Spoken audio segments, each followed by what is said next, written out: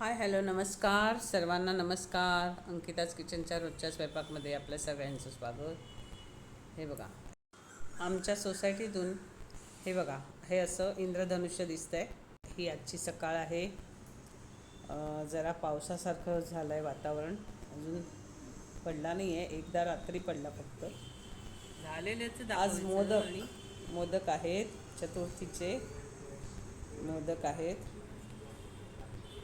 कसे वाटतात सांगा.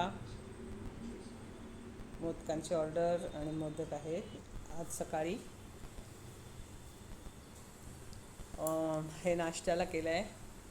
नाश्त्याला आज दुसऱ्याला द्यायचा होता, माझा उपवास, पण दुसऱ्याला द्यायला लागतो ना नाश्ता. तर त्याच्यासाठी मी शेवयांचा उपमा करते आहे.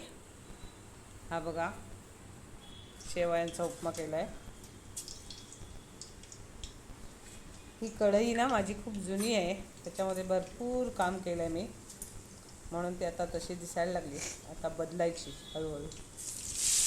कांदा, टोमॅटो, मिरची असं सगळं हे करून घेतलं.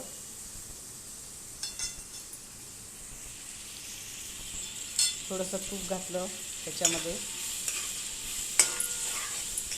तेल आणि तुपावर असं छानपैकी परतून घेतलं आहे. नंतर हा शेवयांचा उपमा असला तरी नुसता नाही आहे कांदा टोमॅटो, त्याच्यामध्ये भाजी म्हणजे वाटाणा आणि गाजर घातलेलं आहे थोडंसं, त्यामुळे रिच होतो, असा खायला छान लागतो हा उपमा. शेवयांचा उपमा आहे.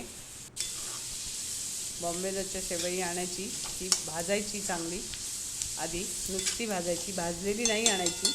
ती फक्त भाजलेली असते ना ती आपली ह्याच्यासाठी असते, खिरीसाठी असते. आणि ही तुम्ही ह्याचा पुलाव करू शकता, असा मी दाखवते तसा उपमा करू शकता, अशा तऱ्हेने वापरता येतो. हे सर्व द्यायचं होतं मला. आणि कालचा उपासाची खिचडी आणि तुम्हाला बटाट्याचा खीस तर माहिती आहे. ही ह्याची तयारी आहे मोदकांची. गणपती बाप्पा मोरया असं तऱ्हेने तयार केलं छानपैकी. तुम्ही पण करा असे छानपैकी, वळलेत मस्तपैकी. आणि ते ओके, बाय बाय, परत भेटू, बाय.